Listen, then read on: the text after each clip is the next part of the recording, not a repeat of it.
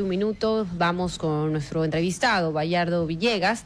Él fue ex coordinador zonal del CENESID de la zona 5 y 8, pero actualmente es coordinador de servicios académicos, alumni y docente de la Universidad Bolivariana del Ecuador. Hablaremos sobre el cambio climático. Bienvenido, estimado Bayardo, a la mañana en RTP. Muchas gracias por la entrevista, a las órdenes. Hablemos de este tema, el cambio climático y qué se está haciendo desde la academia.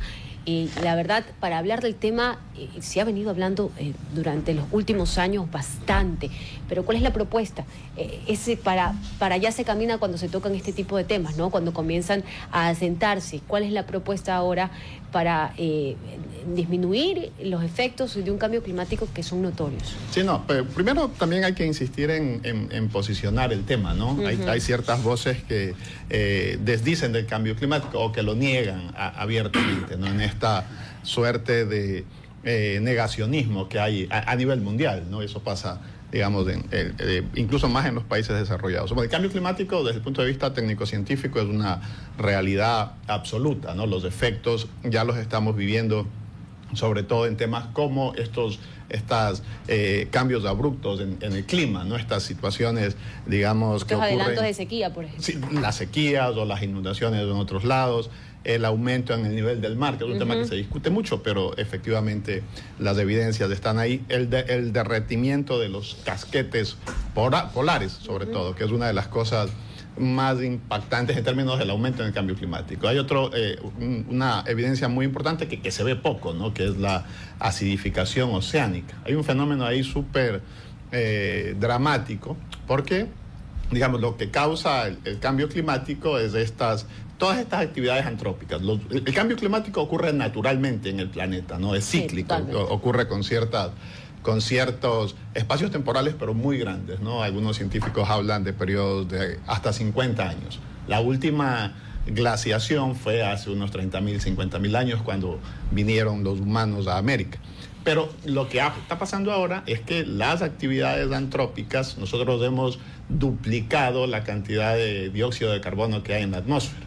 La atmósfera, digamos, tiene este efecto de control de la temperatura en el planeta. La atmósfera es como una capa protectora del planeta, ¿no? Que da el equilibrio al clima en el planeta. Y la atmósfera tiene una composición específica, ¿no? Cada gas ocupa su espacio, ¿no? Fundamentalmente nitrógeno, oxígeno. El problema fundamental es la sobreproducción de dióxido de carbono. El dióxido de carbono es el resultado de la combustión de los hidrocarburos y también es el resultado de la respiración de nosotros los humanos y todos los animales aeróbicos. Entonces, a la fecha, la cantidad de dióxido de carbono en el ambiente es el doble que lo que había hace 100 años, ¿no? Eso es lo que causa otro concepto que se llama el efecto invernadero. Ya, digamos, la cantidad de dióxido de carbono que hay en la atmósfera ha aumentado. Entonces, lo que sucede naturalmente es que la radiación solar llega a la Tierra, rebota en la Tierra y sale otra vez hacia el espacio exterior. Los gases de efecto invernadero crean como una capa que impide que la radiación se regrese hacia el exterior, y eso es lo que hace que la temperatura del planeta vaya cambiando. En promedio, digamos, los datos que existen hablan de que la temperatura del planeta ha aumentado 1.5 grados desde los inicios de la era industrial, ¿no? Desde finales del siglo XIX. Y eso es un problema porque, digamos, las medidas para frenar esto son estas medidas como, por ejemplo, las que se establecieron en el protocolo de Kioto. Las Naciones Unidas globalmente, efectivamente, hay una preocupación por el tema del cambio climático. Pero, digamos, la incapacidad que tienen ciertos gobiernos o la falta de decisión para implementar políticas específicas obedece a ciertos intereses, ¿no? Ciertos intereses industriales, ¿no? Tienen sus negocios establecidos. Salir del consumo de los hidrocarburos no es una cosa sencilla, ¿no? Entonces, mucho del negacionismo viene posiblemente de estos intereses, ¿no? De no cambiar los modelos productivos, de no afectar los negocios, por un lado, y por otro, mucho viene de este desconocimiento. O sea, la academia tiene un rol fundamental en esto, ¿no? Que empieza porque la ciudadanía entienda adecuadamente de qué va el cambio climático, ¿no? Y cuáles son las consecuencias.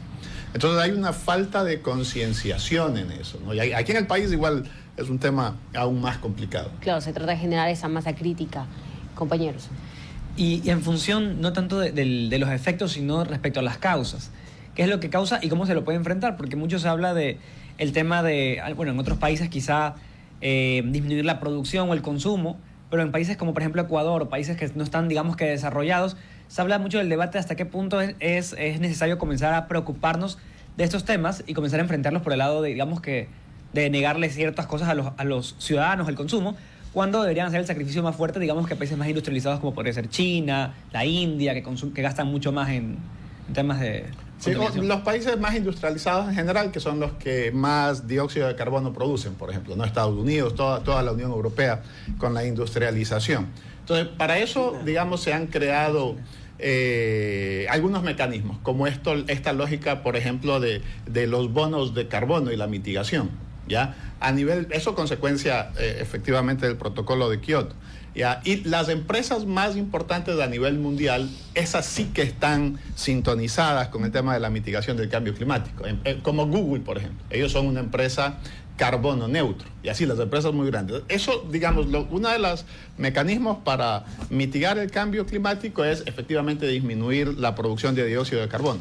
Y ahí es que se genera el conflicto, porque las industrias no quieren, digamos, bajar sus niveles de producción. Y lo que están haciendo es esta lógica de la compensación. Hay un sistema mundial a través del cual las empresas y los países pueden canjear su producción de dióxido de carbono por lo que se llama bonos de carbono, ¿no? Que básicamente es los bosques naturales o las plantaciones tienen la capacidad de fijar carbono de la atmósfera. Entonces, allí se ha establecido un mercado global que es el mercado de los bonos de carbono. Una hectárea de bosque, dependiendo de si es del Ártico o una hectárea de bosque tropical, captura entre 10 y 25 toneladas de carbono al año. Eso se convierte en bonos de carbono. Una tonelada de carbono, fijada, eso equivale a un bono de carbono. Y eso, digamos, en el mercado, las empresas los compran entre 10, 30, 40 dólares, dependiendo de cómo suceda. Aquí en Ecuador es un poco complicado porque en el país el mercado de carbonos está, digamos, prohibido por la Constitución del 2008. Ya, digamos, eso entra en lo que se consideran servicios ambientales. Y los servicios ambientales, según la Constitución del 2008, son patrimonio del Estado. Entonces, recientemente en el gobierno de Lasso hubo un cambio, hay un intento con el ministro Manrique. Él estableció cierta normativa que eventualmente le podría dar más apertura al tema de los bonos de carbono. Ecuador, sin embargo, sí hizo una cosa importante con el plan Sociobosque, que era un poco lo mismo, ¿no? El Estado ecuatoriano le pagaba a las personas por cuidar sus bosques y de esa forma... La idea era buena, ¿no? Porque el Estado mismo podría eventualmente canjear esos bosques que estaban protegidos en sociobosque en el mercado de los bonos de carbono, ¿no? Por ahí así, ¿no? Globalmente hay que insistir en que la gente se concientice respecto de su impacto en el ambiente en términos generales, ¿no? Pero también en el cambio climático, ¿no? Hay que hacer más eficientes los niveles de consumo. En eso estamos, ¿no? Todo el mundo está trabajando en la búsqueda de energías alternativas para intentar salir de los hidrocarburos.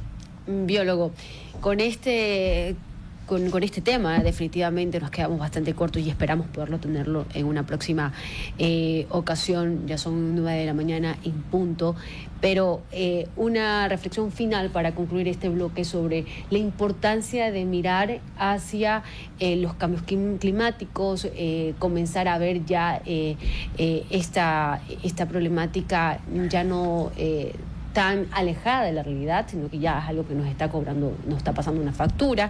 Una breve reflexión sobre el tema para ir y concluir. Sí, claro, bueno, lo fundamental es que nos informemos al respecto, ¿no? Que la gente entienda adecuadamente cómo funciona el cambio climático para que la gente no se compromete en cosas que no conoce, ¿no? Hay una frase que dice que que uno no ama lo que no conoce y no defiende lo que no ama. Entonces, primero, gracias por el espacio, ¿no? O sea, en la medida en que hayan más voces hablando del tema, eso efectivamente va a hacer que la gente se concientice más adecuado. Sobre todo los tomadores de decisiones, ¿no? Porque por ahí es el problema fundamental. Hay gente que tiene que tomar decisiones y no está suficientemente informada de los temas. Entonces, la política pública no se orienta adecuadamente, ¿no? Sino que obedece al punto de vista de la autoridad de turno.